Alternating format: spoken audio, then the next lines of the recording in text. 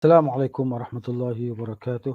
إن الحمد لله نحمده ونستعينه ونستهديه ونستغفره ونعوذ بالله من شرور أنفسنا وسيئات أعمالنا.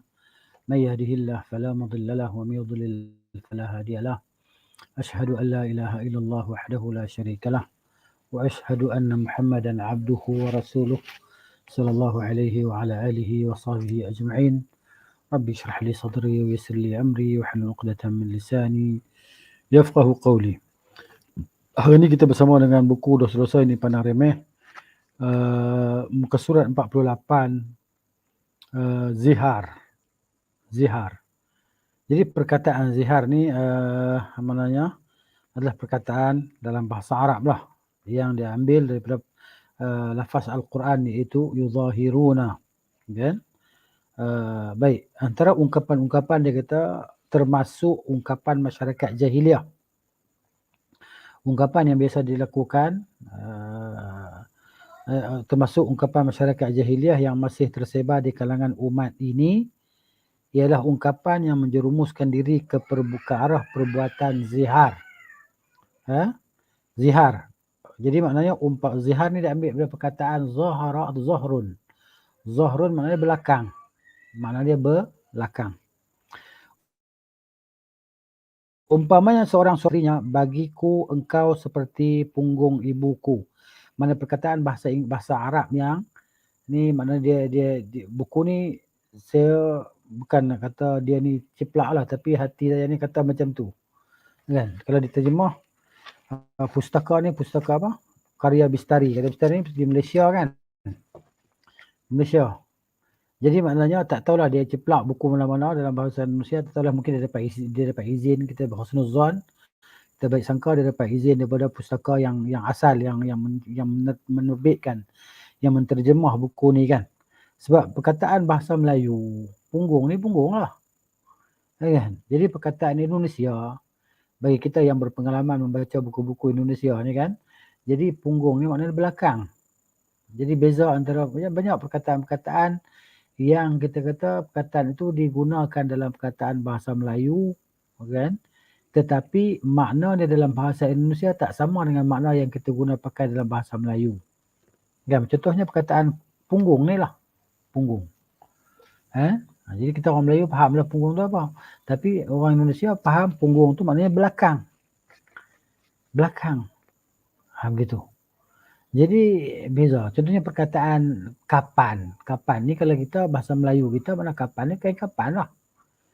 Perkataan bisa. Bisa bahasa Melayu maknanya racun. Bisa kan? Racun. Bisa.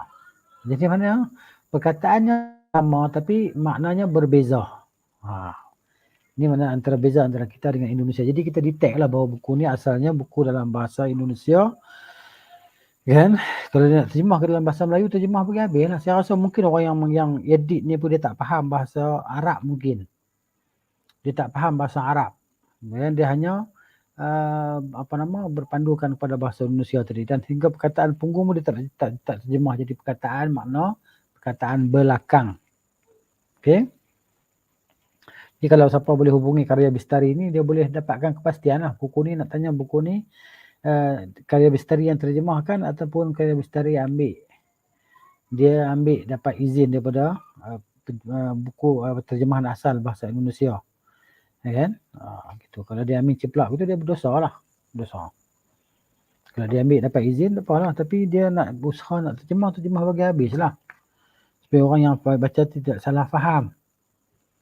Sebab perkataan punggung dengan perkataan belakang jauh. Makna dia. Kan? Jadi orang Melayu kita faham punggung lain, perkataan belakang lain. Baik, seperti punggung belakang ibuku atau engkau haram aku sentuhi. Sebagaimana haram aku sentuhi adik perempuanku. Ini perkataan yang biasa digunakan. Perkataan zihar tadi. Atau ucapan-ucapan kotor lain yang dibenci oleh syarak. Kan? Syarak ni mana syariat lah. Syariat. Kan? Jadi perkataan syarak tu pun dalam bahasa Arab syin ra ain syara'a. Syara'a ni maknanya kalau terjemah dalam bahasa kita jadi makna masuk, mula. Kan? Jadi syariat. Jadi syariat ni yang masuk dalam ruang lingkup Islam lah. Gitu. Baik.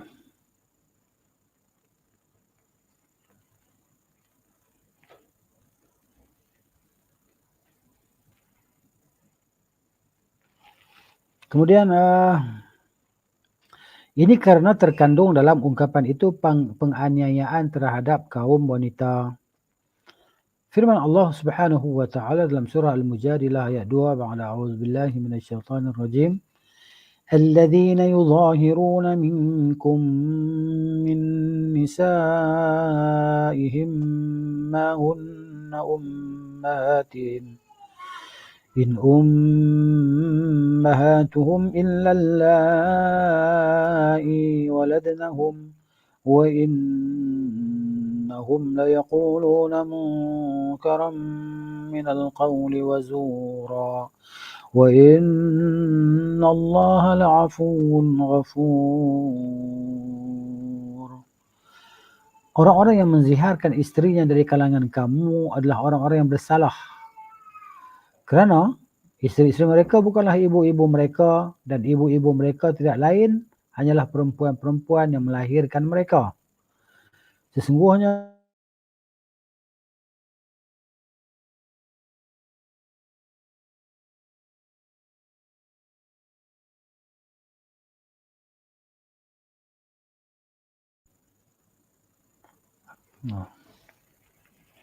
baik.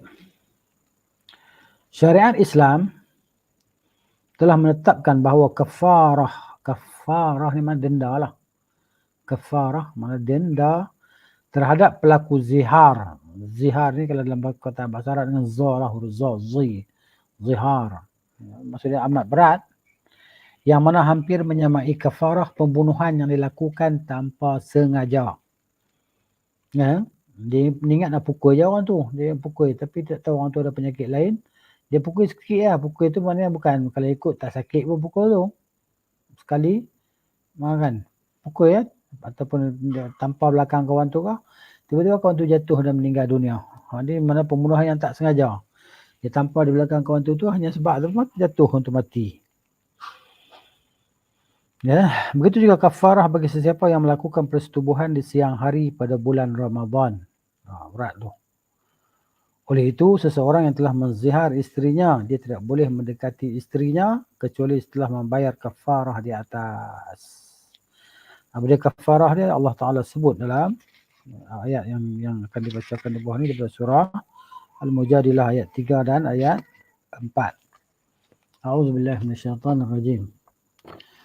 والذين يظاهرون من نسائهم ثم يعودون لما قالوا فتحرير رقبة من قبل أن يتماسا ذلكم توعظون به والله بما تعملون خبير فمن لم يجد فصيام شهرين متتابعين من قبل أن يتماسا فمن لم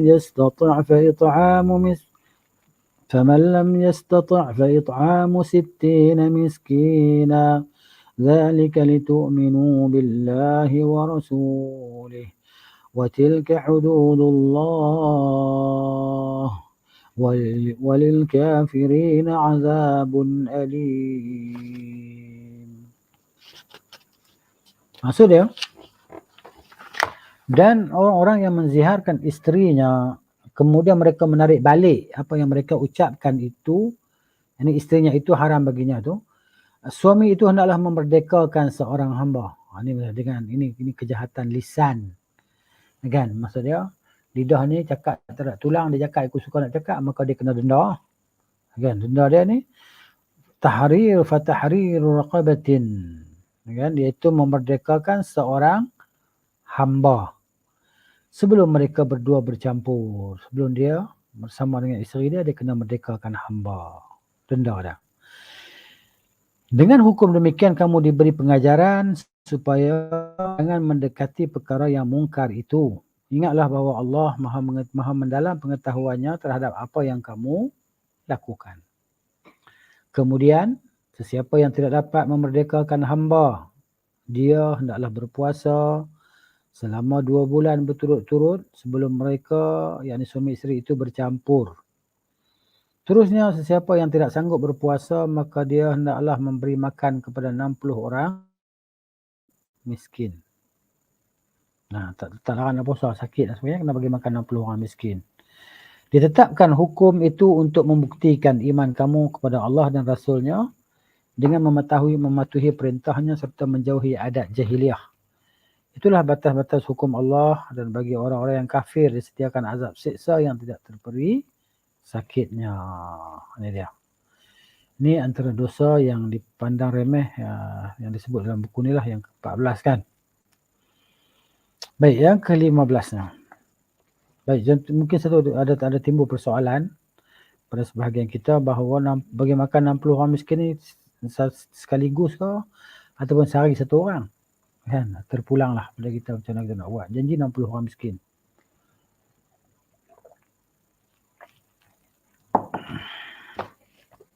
Yang ke-15-nya dosa ini benar remeh, ya. Berjima' ketika haid. Firman Allah Subhanahu wa taala, a'udzubillahi minasyaitonir rajim. المحيض قل هو أذى فاعتزلوا النساء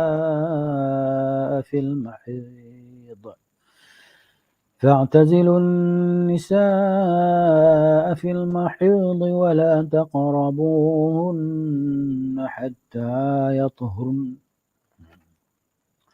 Dan mereka bertanya kepadamu, wahai Muhammad sallallahu alaihi wasallam, mengenai hukum haid. Katakanlah darah haid itu satu benda yang menjijikkan, najis, kotoran, dan mendatangkan mudarat. Dia mendatangkan mudarat. Oleh itu kamu hendaklah menjauhkan diri dari perempuan, jangan bersetubuh dalam tempoh darah haid itu keluar. Dan janganlah kamu hampiri mereka untuk bersetubuh sebelum mereka suci. Surah Al-Baqarah ayat 222. Oleh itu, seorang suami tidak halal, ini haram, berdosa menyetubuhi istrinya selagi istrinya belum mandi junub setelah darahnya berhenti.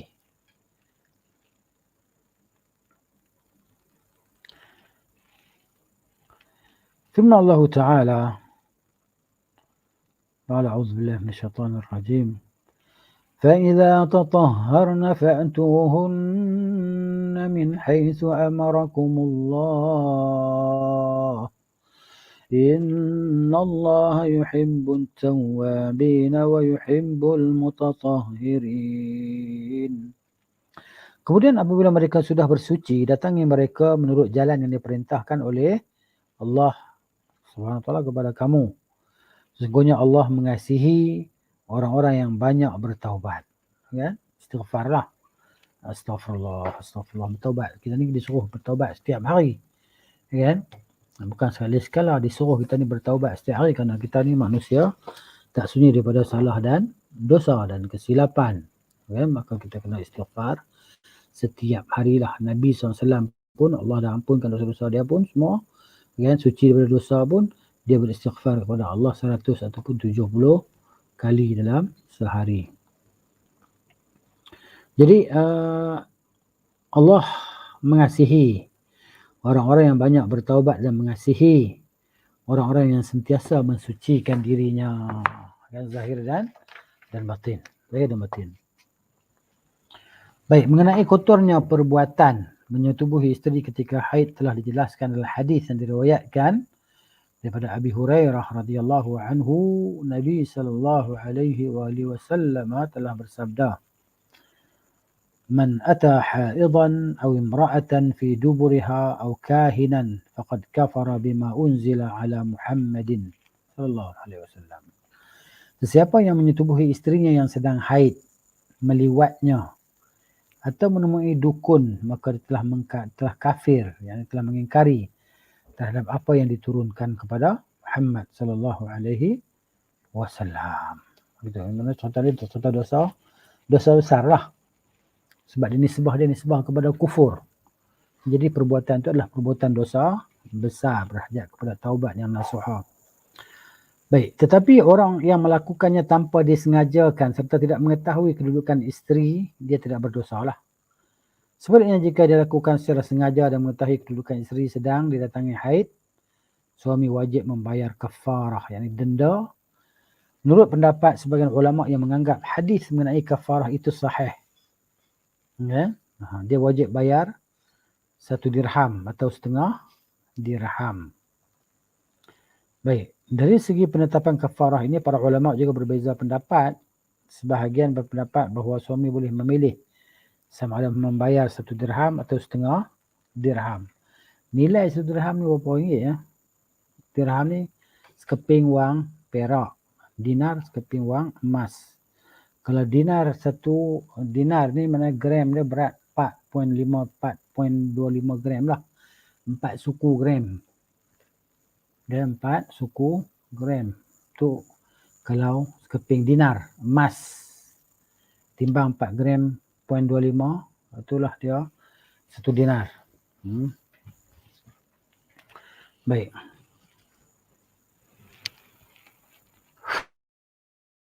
Sebahagian lain pula berpendapat jika dia menyetubui isterinya di awal permulaan haid ketika darah masih banyak keluar, maka dia perlu membayar 1 dirham.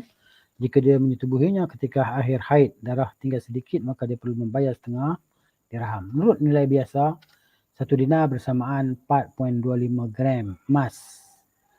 Siapa yang melakukan perbuatan di atas bolehlah bersedekah dengan nilai emas atau dengan wang yang sama nilai dengannya. Menurut Ibn Baz rahimahullahu, pendapat paling tepat ialah dia boleh memilih sama ada ingin membayar kafarah sebanyak 1 dirham atau setengah dirham, sama ada di permulaan haid ataupun di akhirnya. Ini. Baik, yang ke-16-nya meliwat isteri lah. Ini dosa yang diremehkan, dosa besar ni. Tapi dipandang remeh oleh sebagian orang. Setengah individu yang bersifat abnormal dari kalangan orang-orang yang lemah imannya, tanpa segan silu dia menggauli isterinya melalui duburnya. Perbuatan itu jelas sekali termasuk dosa besar. Dosa besar. Ya, kena laknat.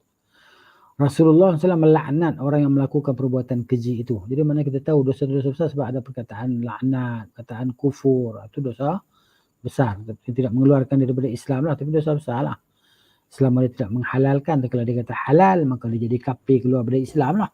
Gitu. Baik, dalam hadis marfu' Abu Hurairah radhiyallahu anhu berkata, mal'unun man ata imra'atan fi duburiha. Maksudnya terlaknatlah orang yang menggauli isterinya dalam keadaan daripada duburnya, maksudnya di lubang duburnya. Dia kata ini liwatlah, yang ni liwat. Mal'un maksudnya yang dilaknati, terlaknatilah. Dosa besar. Man ata haidan aw imra'atan fi duburiha aw kahinan faqad kafara bima unzila ala Muhammadin.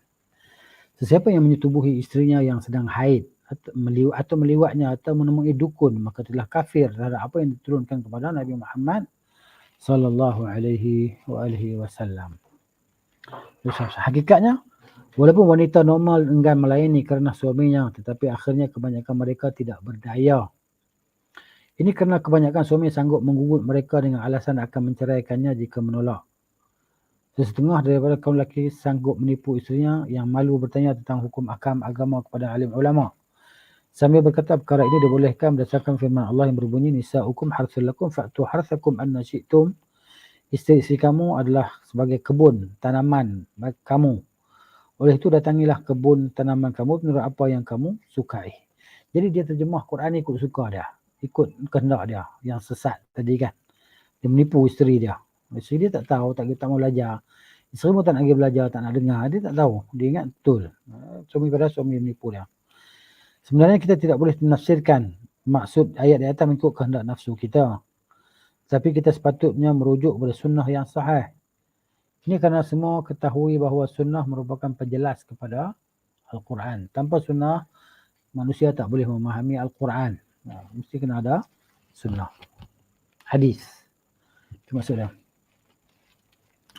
Sunnah Rasulullah SAW menjelaskan bahawa suami boleh menyetubuhi isterinya dari arah mana yang dia kehendaki, sama ada dari arah depan atau belakang selagi zakar yang dimasukkan ke dalam faras bukannya dubur. Tidak syak lagi dubur bukan merupakan jalan untuk melahirkan anak, tetapi jalan keluarnya najis manusia.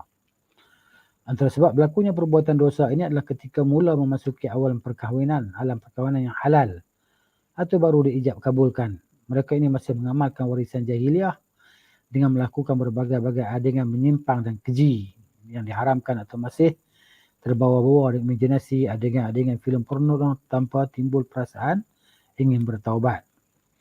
Perbuatan sebegini tetap diharamkan walaupun dilakukan oleh suami dan isteri secara suka sama suka.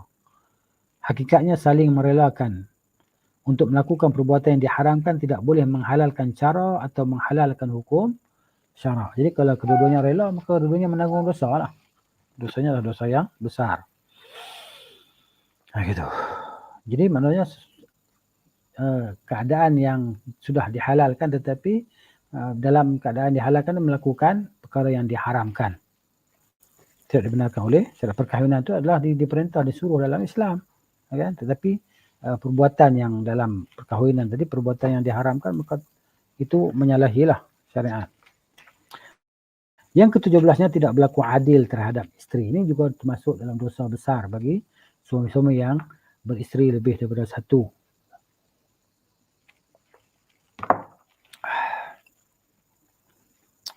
Baik. Antara perkara yang diwasiatkan oleh Allah kepada kita dalam kitabnya yang mulia ialah berlaku adil antara para isteri. Firman Allah Ta'ala dalam surah An-Nisa ayat 29, A'udzubillahi minasyaitanir rajim. وَلَن تَسْتَطِيعُوا أَن تَعْدِلُوا بَيْنَ النِّسَاءِ وَلَوْ حَرَصْتُمْ فلا تميلوا كل الميل فتذروها كالمعلقة وإن تصلحوا وتتقوا فإن الله كان غفورا رحيما. Dan kamu tidak akan dapat berlaku adil antara isteri-isteri kamu sekalipun kamu bersungguh-sungguh ingin melakukannya. Oleh itu janganlah kamu cenderung secara melampau berat sebelah kepada isteri yang kamu sayangi. Hingga kan kamu sanggup membiarkan isteri kamu yang lain seperti benda yang tergantung di awang-awangan. Jika kamu memperbaiki keadaan yang pincang itu dan memelihara diri daripada perbuatan zalim, sesungguhnya Allah Maha Pengampun lagi Maha Mengasihani. Kemudian Syekh dari sini, hafizahullah, apa yang dimaksudkan dengan keadilan di sini? Ialah keadilan dalam membahagikan giliran menginap di rumah para isteri. Penginapan kena adil. Pembahagian harta kena adil. Adil macam mana bukan maksud sama banyak. Kerana apa? Mungkin isteri ni anak dia 5 orang. Isteri lagi sendiri tak ada anak. Jadi mana kalau isteri nak yang ada anak amat ni, dia perbelanjaan dia lebih lah. Contohnya sebulan berhajat kepada RM2,000 belanja makan dan pelajaran anak-anak dia apa semua. Dan isteri yang tak ada anak ni maknanya dia hanya untuk makan sajalah. Kan? Dia hanya untuk makan minum saja. Perluan dia. Jadi tentulah tidak sama pembahagian di antara isteri-isteri tadi kan. Mengikut keadaan. Yang ni ada anak, ini tak ada anak. Lain kehidupan dia. Jadi ini suatu perkara yang amat susah lah. Susah. Amat sedikit lah orang yang selamat daripadanya. Kemudian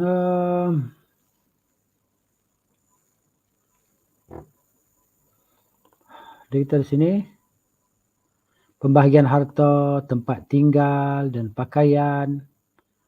Oleh itu keadilan yang dituntut di sini bukan bermaksud membahagikan perasaan atau cinta yang wujud dalam hati. Ini kerana seorang hamba tidak mampu menguasai perasaan hatinya. Sebab itu Nabi SAW dan bila Nabi kata, ini ya Allah, inilah yang aku mampu berikan, kan, pembahagian pada isteri-isteri dia. Janganlah engkau mencela aku, fala talumni fima la amliku. Janganlah mencela aku pada apa yang aku tidak miliki. Maksudnya hati kan. Nabi SAW tidak memiliki hati dia, kan? Hati dia ada di tangan Allah Taala. Maksudnya kecintaan dan kasih sayang dia tak samalah tentu kepada Aisyah radhiyallahu anha lebih. Ya, sebab Nabi SAW suka kalau ketika Nabi sakit dan Nabi berada di rumah Aisyah radhiyallahu anha. Jadi ini kerana seorang hamba tidak mampu menguasai perasaan hatinya. Sesetengah orang yang berpoligami ada yang lebih cenderung dan berat sebelah kepada salah seorang isterinya, hingga kan tidak mengambil berat kepada isteri-isterinya yang lain seperti memberi giliran atau nafkah lebih banyak berbanding isteri yang lain. Perbuatan ini jelas diharamkan dalam Islam. Pada hari kiamat kelak orang itu akan mendapati dirinya sebagaimana sabda Rasulullah sallallahu alaihi wasallam, "Man kanat lahum ra'atani famala ila ihdahuma jaa yaumal qiyamati wa shiqquhu ma'ilun." Sesiapa yang memiliki dua isteri dan dia lebih cenderung pada salah seorang isterinya berat sebelah, dia pasti akan datang pada hari kiamat dalam keadaan sebelah badannya sengit. Dia sengit macam tu. Sengit. Orang boleh kenal, oh dia ni tak adil besar di dunia. Baik, seterusnya, perkara di antara perkara yang diharamkan, yang ke-18 adalah berkhalwat atau berkhulwah. Khalwat ni maknanya istilah bahasa Melayu kan. Kalau bahasa Arab, khulwah ni bukan makna tak elok. Khalwat ni dalam bahasa Melayu ni kataan atau makna yang menunjukkan keadaan yang tak elok. Iaitu maknanya bersendirian oleh dua orang, iaitu lelaki dan perempuan di tempat yang sunyi. Itu khalwat dalam istilah bahasa Melayu. Adapun istilah dalam bahasa Arab, khulwah ni satu perkara yang baik lah. Bersendirian, bertafakur, seorang-seorang. Bertafakur, mengenang kebesaran dan keagungan Allah Subhanahu wa ta'ala sehingga mendatangkan keinsafan dalam jiwa, dalam diri yang akan menganjak jiwa seseorang itu daripada yang talih kepada salih, ya, daripada tak baik kepada baik, ya, daripada malas kepada rajin untuk melakukan ketaatan kepada Allah Ta'ala, berkhulwah, bersendirian, kan, yakhlu binafsihi. Kan dalam hadis yang Nabi SAW sebut, sab'atun yudhilluhumullahu fi dhillih yawma la dhilla illa dhillu. 7 golongan yang Allah Ta'ala lindungi mereka kan pada hari yang tidak ada lindungan melainkan lindungan Allah Ta'ala. Di antara dalam tu, rajulun dzakarallaha khalian fafadat ainahu. Seorang lelaki, masuklah perempuan pun, yang berzikir, mengingati Allah Ta'ala dalam keadaan dia tu bersendirian, bersunyian, tak ada siapa ganggu dia. Lalu mengalirlah air matanya, tergenanglah air matanya. Ini orang yang akan dapat lindungan Allah Subhanahu wa ta'ala di hari kebangkitan. Jadi perkataan khalwat itulah, tapi dalam istilah konteks bahasa Melayu itulah dia mana yang tak baik lah, yang tak baik. Baik, kata Syekh di sini, hafizahullah ta'ala, hakikatnya syaitan berusaha keras. Syaitan ni mana dia tak pernah berehat. Iblis dan kunjung-kunjungnya tak pernah berehat sejak daripada penciptaan Adam alaihissalam. Kedengkian mereka, kebencian mereka terhadap Bani Adam ni berlarutan. Sampai bila? Sampai hari kiamat lah. Sebab itu sumpah bos mereka, sumpah mereka pada Allah Ta'ala, فَبِعِزَّتِكَ لَأُغْوِيَنَّهُمْ أَجْمَعِينَ إِلَّا عِبَادَكَ مِنْهُمُ الْمُخْلَصِينَ. Maka demi ketinggianmu, hai Tuhan, aku akan sesatkan mereka semua kecuali hamba-hambamu yang ikhlas. Jadi maknanya, dan mereka tidak pernah berhenti daripada kegigihan usaha mereka untuk menyesatkan anak Adam, untuk meletakkan anak-anak Adam ni bersama-sama mereka dalam neraka untuk kena siksa sekali dengan mereka. Pokok jin, syaitan, iblis ni. Ya. Jadi, ya, berusaha keras untuk menjerumuskan manusia kepada perkara yang diharamkan. Sebab itulah Allah Subhanahu wa ta'ala mengingatkan kita sebagaimana firman-Nya. A'udzubillahi minasyaitonir rajim. يا أيها الذين آمنوا لا تتبعوا خطوات الشيطان ومن يتبع خطوات الشيطان فإنه يأمر بالفحشاء والمنكر ولولا فضل الله عليكم ورحمته ما زكى منكم من أحد أبدا ولكن الله ولكن الله يزكي من يشاء والله سميع عليم. Wahai orang-orang yang beriman, janganlah kamu menurut jejak langkah syaitan. Dan sesiapa yang menurut jejak langkah syaitan, sesungguhnya syaitan sentiasa menyuruh pengikut-pengikutnya melakukan perkara keji dan perbuatan mungkar. Ingatlah, kalau tidak kerana limpah kurnia Allah dan rahmatnya kepada kamu, pasti tidak ada seorang pun di antara kamu menjadi bersih dari dosanya buat selama-lamanya. Allahu Akbar. Ya? Ini mendengar rahmat Allah Ta'ala, Allah ampuni dosa kita kan. Allah letakkan kita di kalangan orang-orang beriman dan beramal saleh. Tetapi Allah membersihkan sesiapa yang dia kehendakinya. Ikut suka Tuhan lah. Ikut suka Allah lah, dia nak bersihkan siapa, dia nak kotorkan siapa-siapa. Itu kuasa dia, kehendak dia.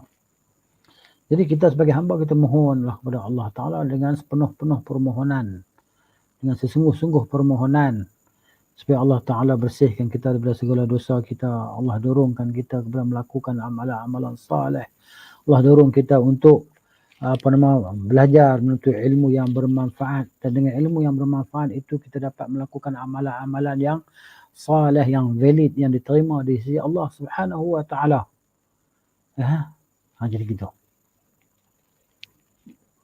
Allah, ingatlah Allah Maha mendengar lagi Maha mengetahui. Jadi bila kita tahu Allah Ta'ala Maha mendengar, Allah Maha mengetahui, maka kita mintalah kepada Allah, menyeru Allah Ta'ala, beristighfar kepada Allah, menyesal di atas segala dosa perbuatan yang kita buat dulu dan sekarang kan.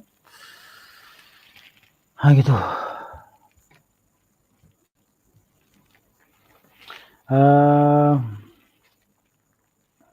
Baik. Apa yang pasti, syaitan masuk ke dalam diri manusia melalui aliran darah. Maksudnya, inna syaitan yajri min ibni Adam majrad dam. Syaitan ni maksudnya dia berjalan dalam urat saraf kita ni melalui salur darah kita.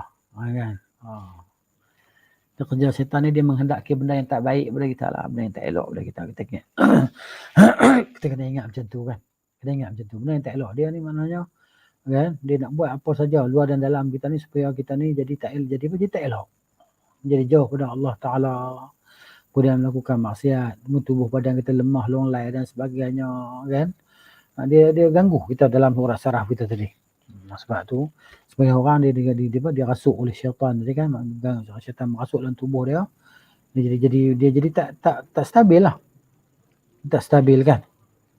Jadi maknanya sebab tu kita ni nak kena sentiasa ada hablum minallah, ada tali pertautan kita dengan Allah Subhanahu wa Ta'ala. Sekali kita lupakan Allah Ta'ala, tidak mengingatinya, maka ketika itulah jadi maknanya syaitan tadi akan menerpa dan menjamah diri kita, dan dia merosakkan diri kita daripada dalam lah. Jadi sebab tu Allah Ta'ala kata fadhkuruni adhkurkum. Kamu semua hendaklah kamu semua ingat aku akan ingat pada kamu.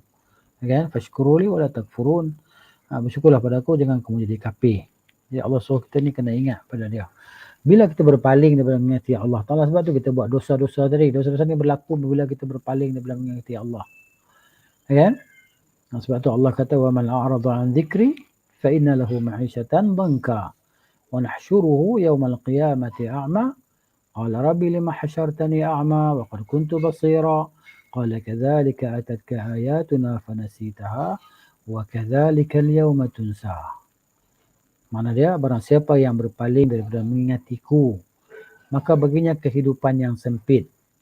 Fa inna lahu ma'isyatan dhanka, dan kami akan bangkitkan dia dalam keadaan buta. Dan dia akan kata, hai Tuhan, kenapa kau bangkitkan aku dalam keadaan buta sedangkan aku semasa di dunia boleh melihat. Ya? Boleh melihat. Allah Ta'ala kata, demikianlah datang kepada engkau ayat-ayat kami, tapi engkau melupakannya, maka hari ini kami melupakan engkau. Gitu. Antara cara-cara syaitan manusia ke arah perbuatan keji adalah melalui perbuatan khalwat antara lelaki dan wanita bukan mahram. Kan ini berlakulah kan, couple-couple dan sebagainya antara remaja-remaja ni kan, benda dah jadi macam kebiasaan. Masyarakat kita ni macam teruk sangat. Sebahagian ibu bapa tu dia bukan dia apa, dia tanya pula anak dia, kau ni tak tengok biasa je, tak ada apa, seorang je, tak ada kau ni tak ada teman kau, tak ada kawan kau, kan? Sampai sekarang single lagi, kan? Tak kahwin-kahwin lagi. Engkau tak ada kawan kau, kan?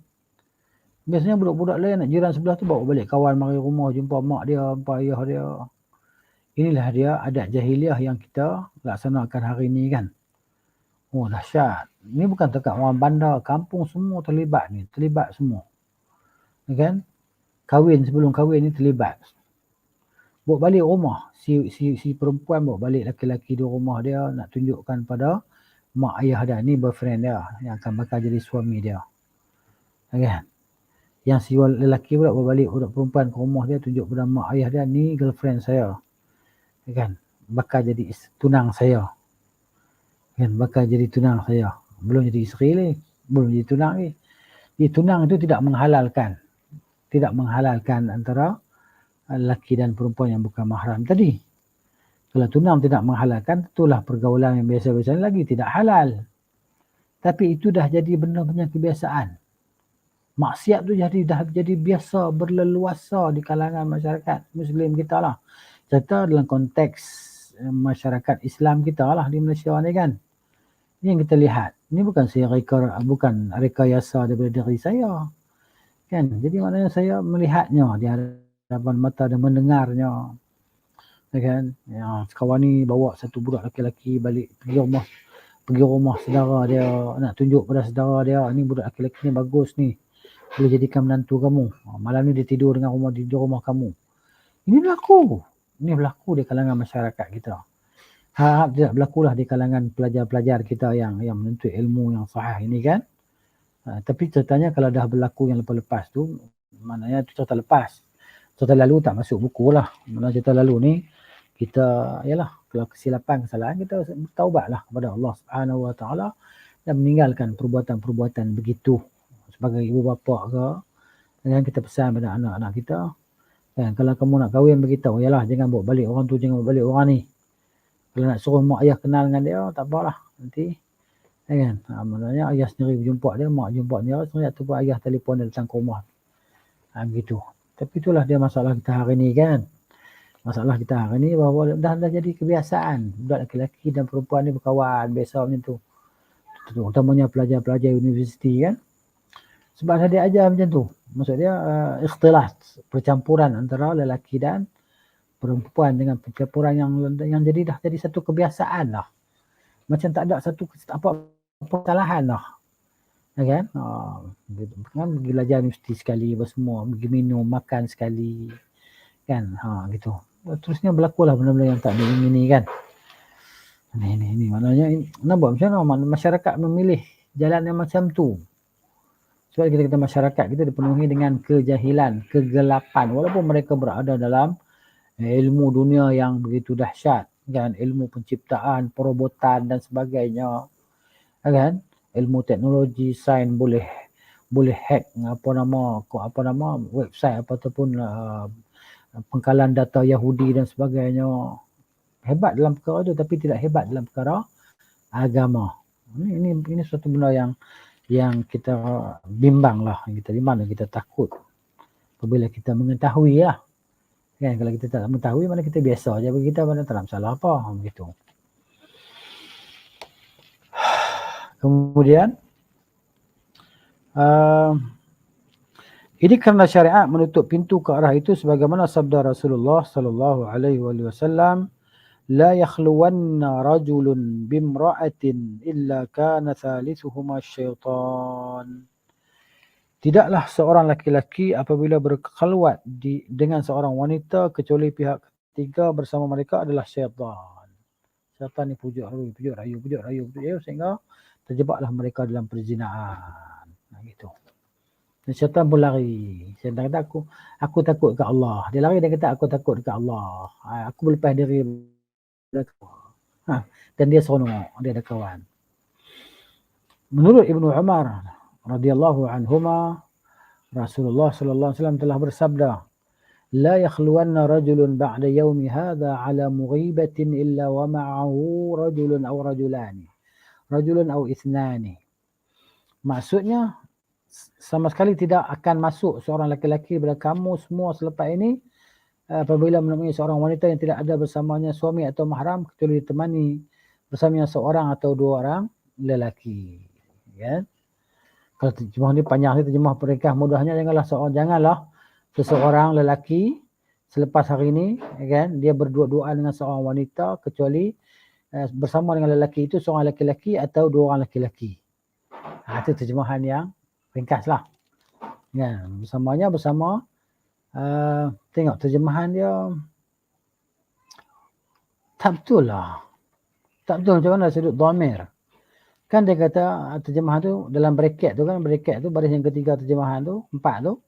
Dia tidak ada bersamanya suami atau mahram. Sebenarnya dhamir bukan macam tu terjemahan. Dhamir tu kembali kepada lelaki. Ma'ahu tu, hu tu lelaki. Bukan wanita, bukan muannas. Jadi la yakhluwanna rajulun, tidak boleh seorang lelaki ba'da yaumi, selepas hariku ini.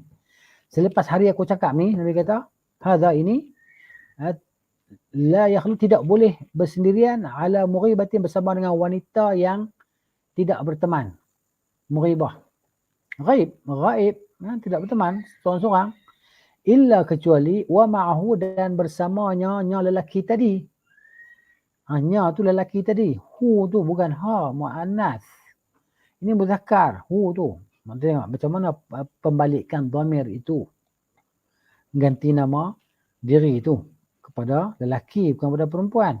Jadi maksud dia bersamanya suami atau mahram. Mana boleh, terjemahan ni tak betul. Tengok macam mana, itulah dia kan. Orang yang menterjemah buku ni kadang-kadang dia pun nak untuk komersial, untuk meniaga bisnes kan. Dia main hantam je terjemah ataupun itulah dia. Rasa macam nak telefon dia Karya Bistari ni, nak beritahu dekat dia orang, kau orang ni terjemah buku ke apa ni? Kan? Boleh merosakkan orang dengan fahaman. Terjemah hadis tak kena murad, tak kena maksud, tak kena kehendak. Kan? Dah lah kamu tulis jadi perkataan punggung tu belakang tulis punggung juga. Jadi tu kalau orang kita baca, maknanya memang salah lah terjemahan tu. Tak betul. Ni Karya Bistari ni tak tahulah dari mana-mana kan. Ni asalnya di Malaysia ni Karya Bistari ni. Gitu. Sebab-sebab boleh kan betulkan terjemahan. Kalau orang baca macam tu ya, sebab tu bahaya baca buku terjemahan tanpa dipandu. Baca buku terjemahan tanpa panduan orang yang kita kata yang pakar dalam bidangnya, ini boleh merosakkan kefahaman. Kecuali itu maksudnya, kecuali maknanya lelaki itu bersamanya lelaki lain atau dua orang lelaki. Itu terjemahan dia. Kalau Nabi kata wa ma'aha, barulah betul terjemahan bawah ni. Begitu. Baik, nak kena betulkan bacaan terjemahan orang lain pula. Berdasarkan hadis di atas, jelas pada kita bahawa seorang lelaki tidak boleh berkhalwat dengan wanita yang bukan mahram, sama ada di rumah, di bilik, di pejabat. Ini berlaku kan, di pejabat ni berlaku kadang-kadang. Berdua-duaan lelaki dan wanita. Bukan selalu lah kita kan. Orang lain dalam pejabat adalah dua orang, hanya orang lain, seorang lelaki ni, seorang perempuan ni dalam pejabat tu. Ini bahaya. Kan? Kadang-kadang isteri orang, suami orang.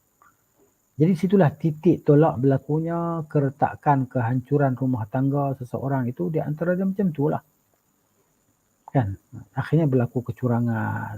Kan? Sebab itulah dia. Kan? Bermudah-mudahan tadi. Kan? Berdua-duaan. Akhirnya ditangkap khaluat. Isteri orang kena tangkap khaluat dengan suami orang. Gitu. Jadi maknanya macam mana perasaan pasangan dia bila dengar salah seorang daripada pasangan tadi ditangkap khaluat kan. Macam mana perasaan wah gitu. Jadi gairah untuk bekerja bukan maknanya Islam dia menghalang wanita bekerja, tidak.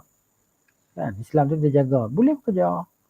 Ada isteri sahabat-sahabat bekerja macam Asma binti Abu Bakar radhiyallahu anha, radhiyallahu anhuma bekerja di ladang. Bekerja di ladang. Begitu. Zubair suami dia pahlawan pergi berjihad di medan perang.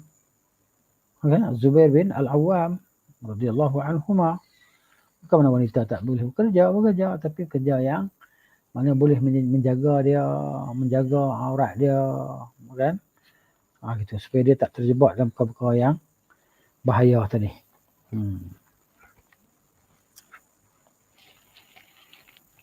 Baik. Tengok dia kata. Sama ada pejabat atau dalam kereta, termasuk isteri adik-beradiknya, ipar. Orang kita ni pun mudah-mudahan juga dengan ipar dia. Padahal alhamu al-maut. Kata Nabi SAW, ipar itu adalah kematian, yakni kebinasaan. Kan? Ipar itu adalah kebinasaan, bahaya. Isteri adik-beradik. Kemudian pembantu rumah, kan, bahaya juga. Isteri tuan rumah lelaki tak ada, hanya suami dia kat rumah dengan pembantu rumah dia yang perempuan tadi kan. Ini juga tak boleh lah, tak boleh. Kemudian pesakit wanita bersama doktor dan doktor ni doktor laki-laki lah dan sebagainya. Tapi sekarang ni kita kata kalau doktor laki-laki tu maknanya ditemani oleh doktor, oleh nurse lah, nurse. Yang perempuan tadi. Maka pesakit masuk dia tak rasa macam takut lah sebab doktor ditemani oleh nurse. Namun kebanyakan masyarakat pada hari ini memandang remeh masalah ini. Ini betul, ini hakikat dia kan. Kita sedia maklum lah. Kita semua dalam, saya rasa semua dalam ni maklum lah. Perkara ni kan. Benda dah jadi berleluasa, dah jadi biasa dah. Mungkin kerana terlalu percaya kepada diri sendiri atau kepada orang lain. Kadang-kadang ayah ni, mak ni, dia serahkan anak dia kepada tunang anak dia. Kawan dah bertunang, pergilah beli-beli barang, jalan-jalan, sama mana yang kamu nak pergi kan. Belum kahwin pun tak apa, dah tunang dah. Itu maknanya, padahal itulah dia dorongan kepada perzinahan. Dosa besar tadi. Anak pun dapat dosa, mak pak pun dapat dosa. Kongsi share sekali dosa-dosa tadi. Ini berlaku kan. Jadi maknanya semoga Allah Ta'ala pelihara kita lah daripada perangai-perangai yang macam ni. Sifat-sifat yang macam ni. Jadi ibu bapa yang macam ni kan. Minta lindung lah. Gitu. Ya, kadang-kadang itulah kita dah dialah nak buat macam mana. Kita pun belajar dapat sunnahnya ketika kita di pertengahan umur. Kan. Jadi anak-anak kita pun dah dewasa. Jadi kita nak suruh mereka pakai tudung.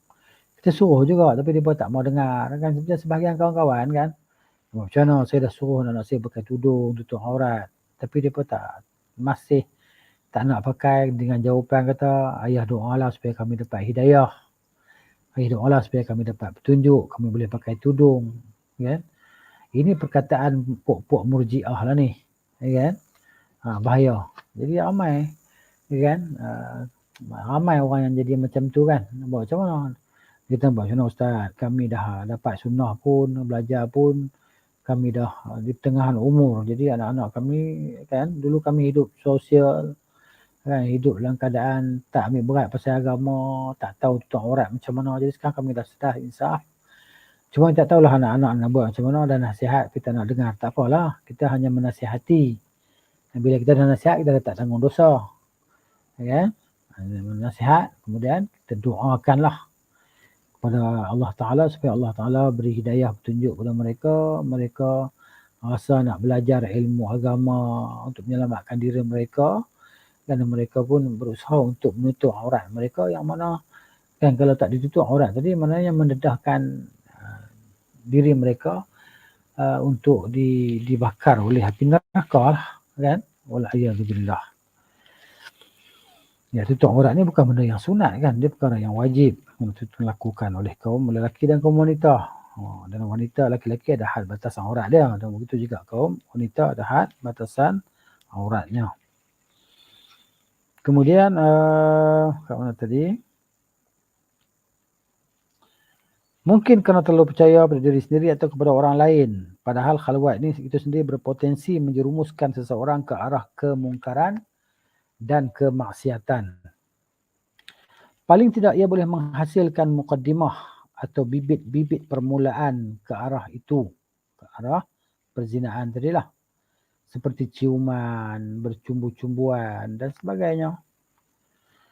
Atas dasar ini tidak heranlah semakin banyak timbul masalah tidak dapat memastikan asal-usul keturunan seseorang di samping peningkatan bilangan anak luar nikah. Ini kan kalau kita pergi tanya Jabatan Kebajikan Masyarakat dan sebagainya kan mungkin kita tahulah macam mana jumlah anak-anak luar nikah ni kan. Anak-anak yang tak diketahui keturunan siapa kan. Sebab tu perzinaan dia merosakkan keturunan. Rosak keturunan. Ya. Baik.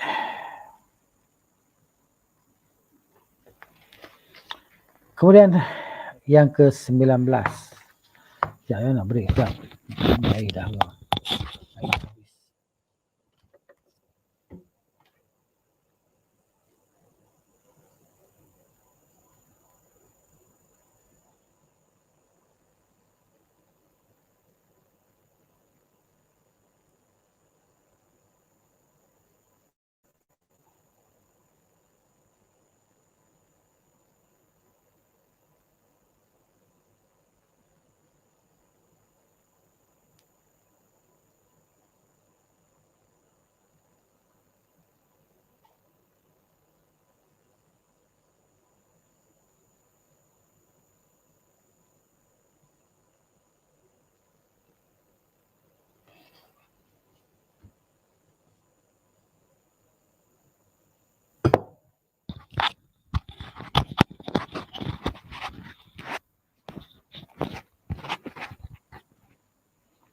Baik.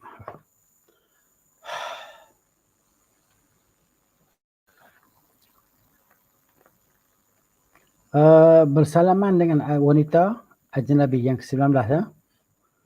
Dia kata Syekh di sini hafizahullah taala di zaman moden ini bersalam-salaman antara lelaki dan dengan wanita sudah menjadi tradisi atau adat. Tradisi yang tidak bertepatan dengan syarak ini telah melenyapkan akhlak Islam yang sepatutnya ditegakkan. Bahkan golongan ini menganggap kebiasaan itu jauh lebih baik dan lebih tinggi nilainya berbanding syariat Allah yang mengharamkan perbuatan tersebut. Sebab dia anggap kolot kan. Maknanya yang Islam ni dia anggap kolot, amalan-amalan Islam ni. Dan tidak perkara-perkara yang merosakkan. Macam kita tengok di Saudi sekarang lah. Saudi sebab Saudi, semua fokus pada Saudi kan. Padahal kemungkaran itu bukan takat di Saudi saja. Di negara kita pun lagi teruk kan. Di mana-mana tempat pun teruk. Kan dah jadi kan, maknanya sebab Saudi ni sebelum ni tak pernah ada, jadi orang terkejut tengok. Kan? Konsert sampai 22 Mac ni berapa minggu. Kan? 22 Mac tahun 2022 dahsyat konsert dia. Dan ratusan ribu orang menghadiri konsert maksiat ni kan. Ini perosak. Datang satu perosak bagi kerajaan Saudi ni kan. Semoga Allah beri petunjuk pada dia lah. Dan hidayah kan. Jadi dia memulakan kerosakan. Bawa konsert tadi. Dan bitanah dia pun manusia-manusia yang keji lah. Bitanah ni maksud dia apa? Pembantu-pembantu dia. Semua yang rosak lah. Gitu. Jadi dia rosak habis. Rupanya kita lihat ramai lah manusia-manusia jahil ni. Di tanah Saudi kan. Kita ingat ramai orang yang jenis orang soleh. Jadi macam negara kita jugalah macam tu. Maksiat tadi. Leluasa. Tengok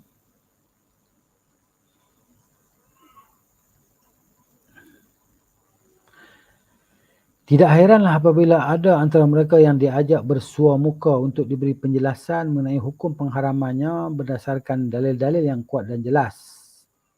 Pasti ada yang memandang serong dan melempar berbagai tuduhan seperti terlalu kolot, ketinggal zaman, tidak mengikuti peredaran semasa, ekstrim, ingin memutuskan hubungan silaturahim, menghilangkan niat baik dan sebagainya, macam-macam tuduhan dan labelan kan.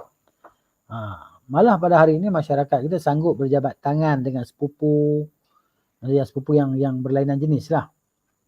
Dan ipar dan ipar mereka tanpa segan silu, laki-laki dan wanita tadi.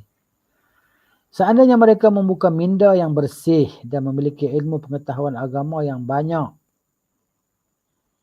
tentang bahaya perbuatan tersebut menurut syarak, tentu mereka tidak akan melakukan perkara-perkara itu. Jahil lah, kejahilan tadi. Sebab itulah kita nak kata macam mana kan, kita bukan nak tuduh orang tu ahli neraka, ahli syurga. Kita pun tak tahu kita ahli syurga atau neraka, kita pun tak tahu. Cumanya yang dimaklumkan pada kita bahawa ahli neraka itu lebih ramai daripada ahli syurga. Dan kita minta lah berlindung dengan Allah Ta'ala daripada siksa neraka. Kan? Tapi ceritanya ahli neraka lebih ramai daripada ahli syurga, itu jelas. Kita pun tak tahu tempat kita di mana. Kita pun tak boleh nak confirm antara syurga dan neraka tadi kan. Sebenarnya kita takut dicampak dalam neraka, dan kita minta lah pada Allah jauhkan kita daripada neraka, selamatkan kita daripada azab neraka, walaupun sesaat kita tak nak di neraka. Itu maksud dia. Baik. Sabda Rasulullah sallallahu alaihi wasallam, لأن يطعن في رأس أحدكم بمخيط من حديد خير له من أن يمس امرأة تحل له لا تحل له. Tertinggal perkataan la tu, la tahillu lahu. Maksudnya sesungguhnya ditusuk dengan jarum besi ke kepala seseorang laki-laki di kalangan kamu lebih baik baginya dari menyentuh kulit wanita yang tidak halal disentuh olehnya. Kan? Itu dia. Hadis jelas mengharamkan perbuatan tersebut lah.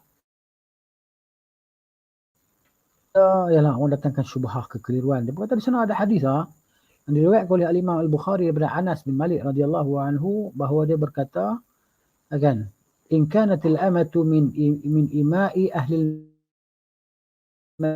biyadi Rasulullah SAW fatantaliqu bihi haitsu sya'at. Di sana dia kata ada seorang hamba daripada hamba-hamba perempuan di Madinah, dia memegang tangan Rasulullah SAW dan dia bawa Rasulullah SAW ke mana yang dia kehendaki, kepada mana yang dia kehendaki. Jadi di sini macam mana pula hadis ni? Sebab tu ada sebagian orang kata boleh ya salam wanita kan, boleh ya gitu. Tapi hakikatnya tak boleh, haram. Okay. Yang mana sebagian ulama mempertanggungkan hadis ini, yang dimaksudkan dengan hadis ni apa dia? Nak cerita tentang baiknya akhlak Rasul sallallahu alaihi wasallam, terpujinya akhlak Rasulullah sallallahu alaihi wasallam. Yang mana Nabi tu ikut je wanita tua tadi, hamba tadi, ke mana wanita tu hendak Nabi sallallahu pergi, maka Nabi pergi untuk menunaikan hajat dia. Bukan maksud kata Nabi sallallahu alaihi wasallam pegang tangan dia.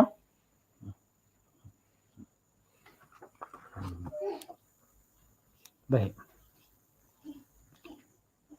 Kemudian dan para ulama menyatakan bahawa bukan maksud hadis wanita tu pegang tangan Nabi, bukan maksud zahir dia, kan? Tapi inilah uslub, gaya, cara bahasa, penggunaan perkataan oleh orang Arab lah. Sebagaimana dalam doa kita kan, kita berdoa Allahumma khudh bi aidina ilaika. Ya Allah, ambillah tangan-tangan kami kepada engkau. Peganglah tangan-tangan kami kepada engkau. Adakah maksud pegang itu? Tangan Allah pegang tangan kita? Bukan maksud gitu. Maksudnya wafiqna, dorongkanlah kami, taufikkanlah kami untuk mematuhi arahan dan perintahmu. Maksudnya gitu. Bukan maksud pegang tangan dia. Ni. Kadang mungkin ada orang dia datangkan kekeliruan ataupun syubhah kan tentang hadis tu ni, Nabi tu perempuan dia pegang tangan Nabi. Jadi qarinah dia banyak, qarinah yang menunjukkan bukan maksud pegang. Kan? Dalil yang menunjukkan bukan maksud pegang yang zahirnya, kerana hadis tadi Nabi kata aku tidak menyentuh tangan wanita. Kata Nabi sallallahu alaihi wasallam. Gitu. Baik, di sini kata Syekh hafizahullah taala, malah tidak syak lagi perbuatan itu juga termasuk perbuatan zina. Ya, jalan berpegang tangan couple kan, apa nama, pasangan kekasih, belum kahwin, belum kahwin, tunang tak ada istilah tunang dalam Islam ni, tak ada. Yang adanya hanya peminangan. Pinang ni apa dia? Maksud dia panggil apa? Risikkan. Orang kita kata merisik kan. Dalam Islam tidak ada kaedah pertunangan. Tak ada. Nak tunang dulu lah, orang kata apa, nak tanda hak ni hak saya punya. Tak ada. Yang adanya lah risik, kemudian setuju antara satu sama lain, kan, terus kepada pernikahan lah. Ini orang kita bertunang sampai 2 tahun, 3 tahun, 5 tahun bertunang kan. Ini kerja gila lah. Kata Sami Belu, ramai orang sudah gila, dia kata. Ini kerja orang gila. Nah, orang Melayu kita bertunang. Mana kaedah dah faham ni? Tok guru depan beritahu macam mana? Tunang dulu lah, nanti 2 tahun kita kahwin, 3 tahun kita kahwin. Tunang, tanda dulu. Tak betul. Betulnya hanya risikan. Risikan tu untuk apa? Untuk memastikan kan, bahawa wanita itu tak ada siapa-siapa yang mendahului dia. Jadi maknanya pergi tanya ni, dah ada orang masuk ke? Kan? Oh, dah ada orang masuk. Dah ada masuk, okey lah, tak apalah. Tak boleh kita nak pancung orang tu. Jadi haram, dosa pula. Kan? Memancung orang tadi. Kan? Potong trip kan? Potong queue. Melainkan orang tu kata, aku tak maulah anak pergi. Tu tak apalah. Itu dalam Islam. Jadi kalau ada siapa tolong datangkan pada saya, buat bagi kaedah pertunangan dalam Islam ni mana dia? Pertunangan itu adalah kerosakan, kebinasaan dan kehancuran. Perzinaan. Itu dia. Jangan begitu, jangan. Kenapa nak bertunang kan? Terus dah dapat tadi, mana dah tahu siapa yang kita, maka perkahwinan lah. Perkahwinan tadi.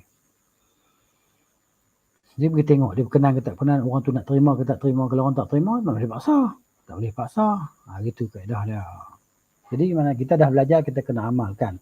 Kalau kita belajar, kita tak beramal, dosa dia lagi berat daripada orang yang tak belajar. Habis itu dia kata tak payah belajar lah. Kan? Sebab kalau belajar, kita tahu, bila kita tahu, kita buat dosa lagi besar. Kalau kita tak tahu, kita buat dosa tak besar sangat. Dua-dua tu dosa. Nak buat apa? Suka dosa. Walaupun dosa tu dosa kecil, suka. Siapa suka dosa? Tak ada orang yang suka dosa, tak ada. Tapi hati nafsu tu nak buat lah dosa tadi kan. Nafsu tu nak buat lah dosa. Tapi bila dia tahu akibat dosa tadi, dia tak mahu lah. Tapi buat juga. Itu cerita dia. Jadi mana kita dah belajar kan. Bila anak-anak kita nak bertunang lama, 2 tahun bertunang. Ini ngaduk mengarut. Kan. Itulah orang suruh belajar, tak nak belajar. Untuk ilmu tak nak. Tunang-tunang apa? Nak kahwin terus ya. Kita belum sedia lagi lama, tak ada kerja dan sebagainya. Tak ada kerja, jangan duk cari pasal. Kalau tak nak, jangan cari pasal. Cari pasal apa? Kan, bila bertunang lagilah bukanya pintu syaitan tadi luas seluas-luasnya. Kan, ketahuilah kita bahawa bertunang tadi dia akan membuka pintu kejahatan lebih luas. Lebih luas. Siapa nak sanggah saya? Saya nak bantah. Siapa nak bantah apa yang saya utarakan, saya sebut di sini? Kan? Jadi kalau nak membantah, silakan. Tapi dengan dalil. Mana dalil kita yang mengharuskan adanya menjadi bertunang 2 tahun, setahun, 2 tahun, 3 tahun, 2-3 bulan. Apa? Kalau ada cukup keperluan, kahwin lah. Tunang apa lagi? Oh, biar dia orang berkenalan dulu kan. Berkenalan dulu. Ini kaedah barat yang kita masuk, yang kita telah terapkan dalam kehidupan kita. Ini bukan kaedah timur, bukan kaedah Islam. Ya, ingat tu, belajar yang tu. Ya, supaya kita selamat. Ini semua supaya kita selamat dunia dan akhirat, insya-Allah taala. Kemudian malah tidak syak lagi perbuatan itu juga termasuk perbuatan zina, iaitu zina dengan tangan. Ini zina kecil ni, belum zina besar. Zina besar ni zina dengan kemaluan lah. Sebagaimana sabda Rasulullah sallallahu alaihi wasallam, al-'ainani tazniyani wal yadani tazniyani wal rijlani tazniyani wal farju tazniyani. Maksudnya kedua-dua malah mata berzina. Allahu akbar. Kan? Kedua-dua belah tangan berzina. Kedua-dua belah kaki berzina. Dan kemaluan juga berzina. Saya kata lagi, masih adakah orang yang paling bersih hatinya selain Nabi Muhammad SAW? Walaupun demikian baginda masih berkata, inni la amassa aidian nisa'i. Sesungguhnya la amassu, aku tidak pernah menyentuh, tidak akan menyentuh wanita bukan mahram. Ya? Nabi SAW.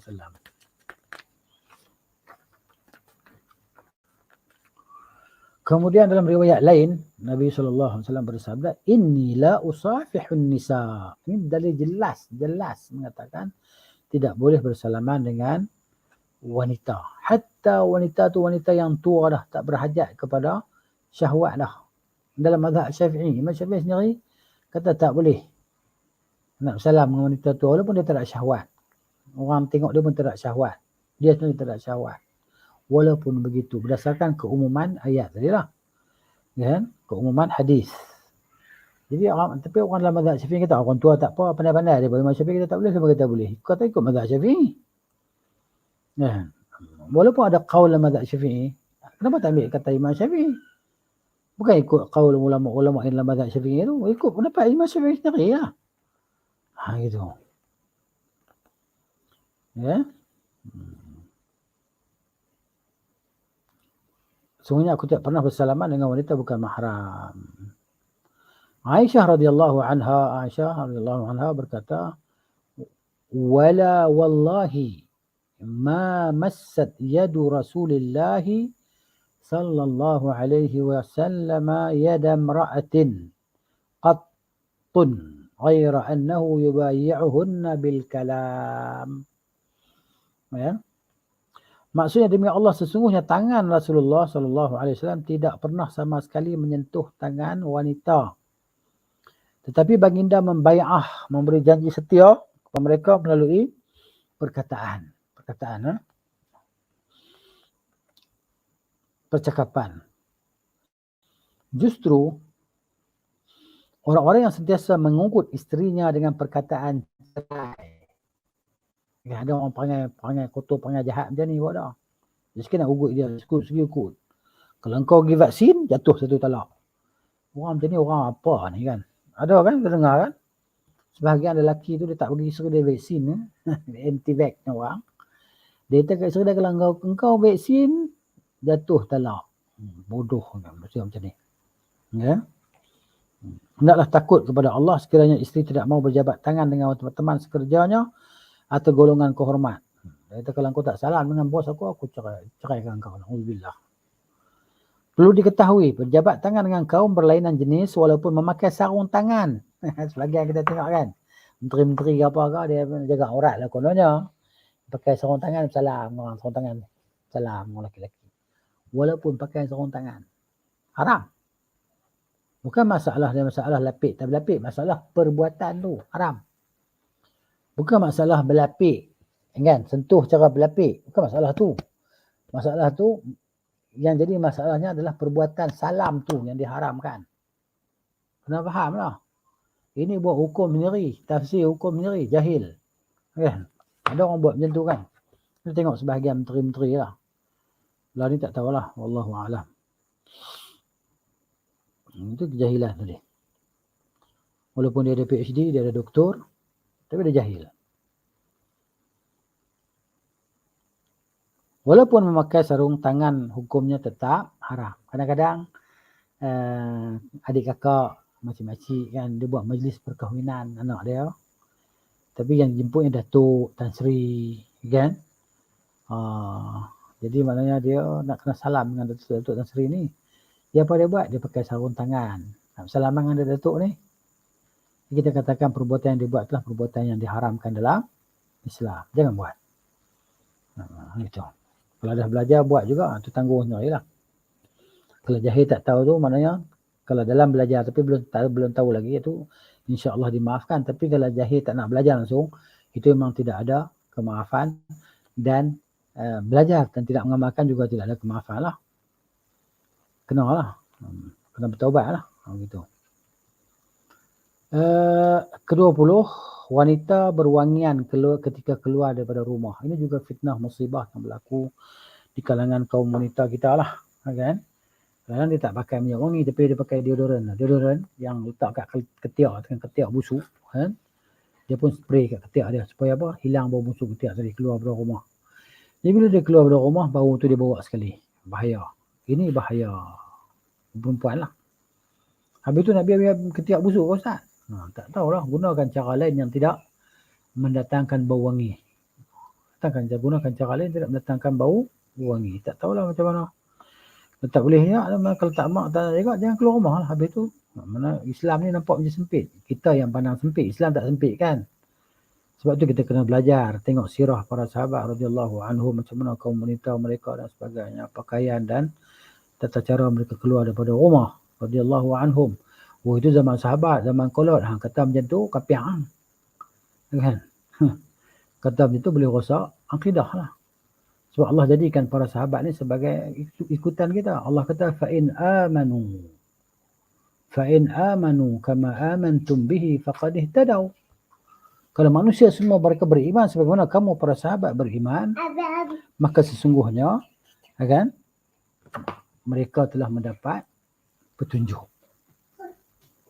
وَإِنْ تَوَلَّوْا, kalau mereka berpaling tidak mengikuti dengan cara kamu, فَإِنَّمَا هُمْ فِي شِقَاقٍ. Ini ugutan Allah Ta'ala. Sungguhnya mereka dalam pertentangan. Ya, itu dia. Jadi bahaya. Baik. Tidak ada orang yang hati dia sombong macam tu kan. Jiwa dia sombong. Nak ikut para sahabat ni zaman dulu. Sekarang dah zaman tu 1000 tahun lebih dah. Zaman penuh dengan sains teknologi dan macam-macam lagi kan. Ikutlah kamu dengan teknologi kamu. Ke akhirat besok kamu tahulah macam mana keadaan kamu. Ya. Ini cerita dia. Inilah kebiasaan yang menjadi fenomena umum di kalangan wanita. Mereka sanggup keluar rumah dengan memakai wangian yang memenuhi segenap ruang. Astaghfirullahaladzim. Kan? Ini bahaya. Gitu. Hal ini termasuk sesuatu yang menggiurkan kaum lelaki. Hinggakan mereka tergoda kerana kerana wangian itu. Bagaikan umpan buat mereka untuk menghampirinya. Rasulullah SAW amat tegas ketika mengingatkan masalah itu sambil bersabda, ayyuma imra'atin, mana-mana wanita, kata Nabi, ista'tarat thumma marrat 'ala al-qaumi liyajidu rihaha fahiya zaniyatun. Kata Nabi SAW, mana-mana perempuan yang menggunakan wangian kemudian melintas di hadapan kaum lelaki agar mereka mencium menghidu bau wanginya, dia adalah seorang penzina. Allahu Akbar. Penzina ni bukan masuk zina yang zina besar tu lah. Kan? Mana dua? Dikira sebagai berzina. Begitulah. Jadi bila sebut zina ni, dosa besar lah. Dosa besar. Sebahagian kaum wanita memandang remeh masalah ini tanpa segan silu mereka memakai wangian yang menusuk hidung. Ada pada minyak wangi khas untuk wanita kan. Ada untuk lelaki minyak wangi, ada untuk minyak wangi untuk wanita. Kan? Tanpa segan silu mereka memakai wangian yang menusuk hidung. Mereka langsung tidak mempedulikan sama ada di sebelahnya ada peniaga, orang yang lalu lalang atau orang lain yang mungkin tergoda dengannya. Syariat Islam berpendirian tegas dalam masalah ini. Mana-mana wanita yang terlanjur memakai pewangi, jika hendak keluar maka ia wajib mandi. Dia wajib mandi atau menghilangkan bauan seperti itu seperti cara mandi wajib. Seperti cara mandi wajib walaupun bertujuan keluar ke masjid. Kena mandi sungguh lah. Kena gosok kan? Begitu. Sabda Rasulullah sallallahu alaihi wasallam, ayyuma imra'atin tatayyabat thumma kharajat ila al-masjid liyujada rihaha lam yuqbal minha salatun hatta taghsila ightisalaha minal janabati. Maknanya mana-mana wanita yang memakai wangian kemudian keluar ke masjid bertujuan agar wangian itu dihidu oleh orang lain, salatnya itu tidak diterima sehingga dia mandi seperti mandi junub. Sampai itu sekali. Baik, setelah berbagai-bagai peringatan disampaikan, natijahnya kan? Kita hanya mampu mengadu dan berserah kepada Allah mengenai kaum wanita yang sanggup memakai wangi-wangian dalam majlis-majlis atau pertemuan yang diadakan. Malah pewangi yang dipakai hingga menusuk hidung itu bukan hanya digunakan pada waktu-waktu tertentu, tetapi ia turut digunakan ketika ingin ke pasar, dalam kereta, di majlis pertemuan umum, hinggalah ke masjid pada malam-malam suci seperti Ramadan. Syariat Islam sebenarnya telah menetapkan batasan-batasan yang perlu dipatuhi. Bahawa wanita muslimah adalah orang yang tidak nampak warna kulitnya dan tidak keras bau wangiannya. Kita memohon kepada Allah Subhanahu Wa Taala semoga Dia tidak murka kepada kita dan semoga Dia tidak menghukum orang-orang saleh sama ada laki-laki atau wanita yang dilakukan oleh orang-orang yang jahil. Semoga Dia menunjukkan kita semua ke arah jalan yang lurus. Wallahu taala a'lamu bis-shawab. Sampai insya-Allah sampai sini.